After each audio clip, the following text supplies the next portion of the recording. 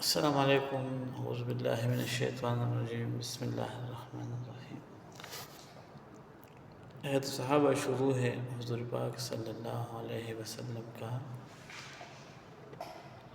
پردن پردن آدمیوں کو دعوت دینا کہ کیسے نبی علیہ الصلوۃ والسلام دعوت دیتے تھے۔ پہلے ویڈیو میں آپ لوگوں نے سنا حضرت ابوبکر صدیق رضی اللہ تعالیٰ عنہ، حضرت عمر بن خطاب رضی اللہ تعالیٰ عنہ، پھر حضرت عثمان رضی اللہ تعالیٰ عنہ، حضرت علی رضی اللہ تعالیٰ عنہ۔ اس کے بعد ہے حضرت عمر بن عبسہ کو دعوت دینا۔ حضرت شداد بن عبداللہ کہتے ہیں کہ حضرت ابو امامہ نے حضرت عمر بن عبسہ سے پوچھا کہ آپ کس بنیاد پر یہ دعویٰ کرتے ہیں کہ اسلام لانے میں آپ کا چوتھا نمبر ہے؟ انہوں نے فرمایا، میں زمانے جاہلیت میں لوگوں کو سراسر گمراہی پر سمجھتا تھا، اور بت میرے خیال میں کوئی چیز ہی نہیں تھے۔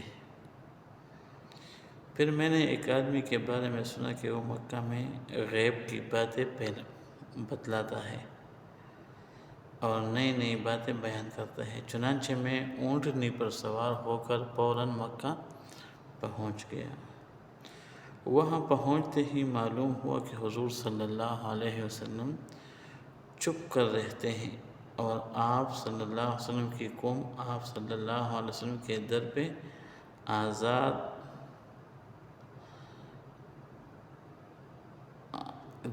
آزاد اور بہت بے باک ہے، اور میں بڑی ہیلہ جوئی کے بعد آپ صلی اللہ علیہ وسلم تک پہنچا۔ میں نے عرض کی، آپ کون ہیں؟ آپ صلی اللہ علیہ وسلم نے فرمایا، میں اللہ کا نبی ہوں۔ میں نے عرض کیا، اللہ کا نبی کسے کہتے ہیں؟ یہ بہت سوال پوچھا تھا۔ آپ صلی اللہ علیہ وسلم نے فرمایا اللہ کی طرف سے پیغام لانے والے کو، اللہ پاک کی طرف سے پیغام لانے والے کو۔ پھر فرمایا، میں نے عرض کی، اللہ نے کیا پیغام دے کر بھیجا ہے؟ آپ صلی اللہ علیہ وسلم نے فرمایا، اللہ نے مجھے یہ پیغام دے کر بھیجا ہے کہ اللہ کو ایک مانا جائے، اس کے ساتھ کسی بھی چیز کو شریک نہ کیا جائے، کسی بھی چیز کو شریک نہ کیا جائے،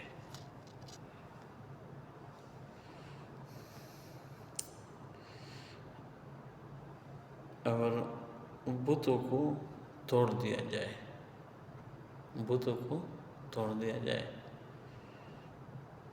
اور صلہ رحمی کی جائے، یعنی رشتہ داروں سے اچھا سلوک کیا جائے۔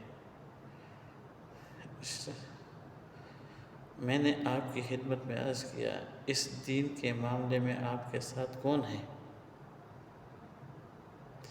آپ صلی اللہ علیہ وسلم نے فرمایا کہ ایک آزاد اور ایک غلام۔ میں نے دیکھا تو آپ کے ساتھ حضرت ابوبکر بن ابی قحافہ اور حضرت ابوبکر کے غلام حضرت بلال رضی اللہ تعالیٰ عنہما تھے۔ میں نے عرض کیا کہ میں آپ کا اتباع کرنا چاہتا ہوں، یعنی اسلام کو ظاہر کر کے یہاں مکہ میں آپ کے ساتھ رہنا چاہتا ہوں۔ آپ صلی اللہ علیہ وسلم نے فرمایا، فی الحال تمہارا میرے ساتھ رہنا تمہاری طاقت سے باہر ہے، اس لیے اب تم اپنے گھر چلے جاؤ، جب تم سنو کہ مجھے غلبہ ہو گیا تو میرے پاس چلے آنا۔ حضرت عمر بن حفصہ فرماتے ہیں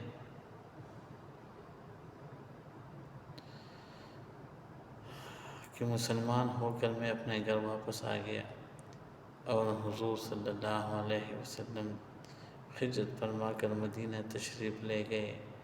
میں آپ صلی اللہ علیہ وسلم کی خبریں اور آپ کے حالات معلوم کرتا رہتا تھا۔ یہاں تک کہ مدینہ سے ایک قافلہ آیا۔ میں نے ان لوگوں سے پوچھا کہ وہ مکی آدمی جو مکہ سے تمہارے ہاں آیا ہے اس کا کیا حال ہے؟ اس کا کیا حال ہے؟ ان لوگوں نے کہا کہ ان کی قوم ان کو قتل کرنا چاہا لیکن وہ قتل نہ کر سکے۔ نصرت الہی ان کی قوم کے درمیان رکاوٹ بن گئی۔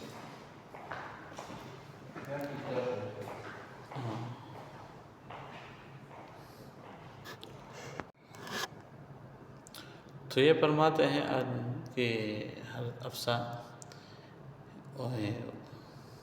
کہ مدینہ سے ایک قافلہ آیا۔ ان لوگوں سے میں نے پوچھا کہ وہ مکی آدمی جو مکہ سے تمہارے ہاں آیا ہے اس کا کیا حال ہے؟ ان لوگوں نے کہا کہ ان کی قوم نے ان کو قتل کرنا چاہا لیکن وہ قتل نہ کر سکے، اور نصرت الہی ان کی اور قوم کے درمیان کا رکاوٹ بن گئی، اور ہم لوگوں کو اس حال میں چھوڑ کر آئے کہ سب آپ کی طرف لپک رہے ہیں۔ حضرت عمر بن حفصہ کہتے ہیں کہ میں اپنے اونٹ پر سوار ہو کر مدینہ پہنچا اور حاضر ہو کر عرض کیا، یا رسول اللہ صلی اللہ علیہ وسلم، کیا آپ صلی اللہ علیہ وسلم مجھ کو پہچانتے ہیں؟ آپ صلی اللہ علیہ وسلم نے فرمایا، کیا تم وہی نہیں ہو جو مکہ میں میرے پاس آئے تھے؟ میں نے عرض کیا، جی ہاں میں وہی ہوں۔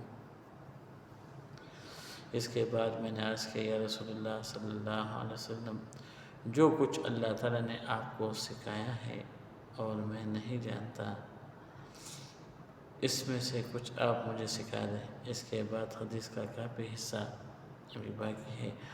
حضرت افسا عمر بن حفصہ کی ایک حدیث اور بھی ہے جس میں مضمون ہے کہ میں نے عرض کیا، اللہ تعالیٰ نے آپ کو کیا پیغام دے کر بھیجا ہے؟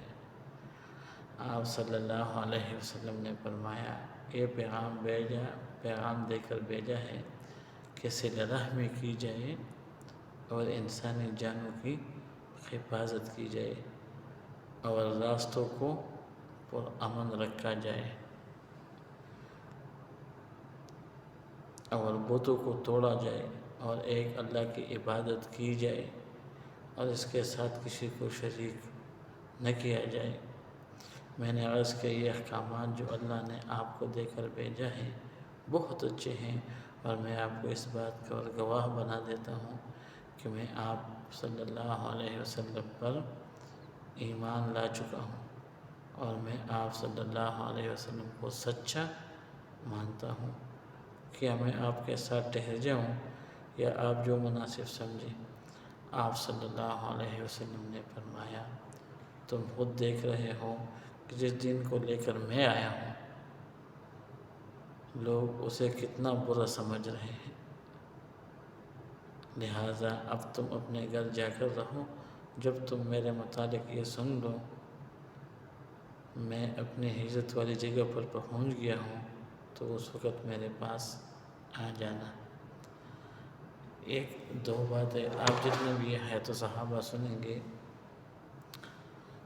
یا صحابہ کرام کی واقعات، اللہ کے نبی ہر بات میں کہ اللہ پاک کے ساتھ کسی کو شریک نہ بناؤ، اس میں تو بھی صلہ رحمی بھی آئے، ہر بات میں کہ اللہ کے ساتھ کسی کو شریک نہ بناؤ، بار بار بتوں کو توڑا جائے،